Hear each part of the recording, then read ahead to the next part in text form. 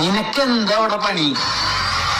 രാവിലെ 7 മണിക്ക് എണീക്കണം, ചായ വെക്കണം, കാപ്പി വെക്കണം, അത് നിങ്ങളുടെ അച്ഛനമ്മയ്ക്കും കൊടുക്കണം, നിങ്ങളുടെ പിള്ളേർക്ക് പാല് കൊടുക്കണം, അതിനുശേഷം രാവിലത്തെ ഫുഡ് ഉണ്ടാക്കണം. അതിന്റെ ഇടയിൽ നിങ്ങളുടെ അച്ഛനമ്മ രണ്ടാമത് ചായ ചോദിക്കും. അതുണ്ടാക്കി കൊടുത്ത് കഴിയുന്ന ഗ്യാപ്പിൽ എനിക്ക് ഉച്ചക്കത്തെ ഭക്ഷണത്തിന്റെ പച്ചക്കറി അരിയണം. അത് അരിഞ്ഞു കഴിഞ്ഞ് മേശപ്പുറത്ത് ഫുഡ് കൊണ്ട് വെക്കുമ്പോ നിങ്ങൾ കഴിക്കാൻ വന്നിരിക്കില്ലേ? നിങ്ങൾക്ക് കഴിക്കാൻ വന്ന് നിങ്ങളുടെ പിള്ളേർക്ക് കഴിക്കാൻ കൊടുത്ത് കഴിഞ്ഞ് വന്ന് നോക്കുമ്പോഴേക്കും മണി 3 ആയിട്ടുണ്ടായിരിക്കും. അപ്പോഴേക്കും രാവിലെ തൊട്ടുള്ള പാത്രങ്ങളെല്ലാം കുന്നുകൂടി കിടക്കുന്നുണ്ടായിരിക്കും.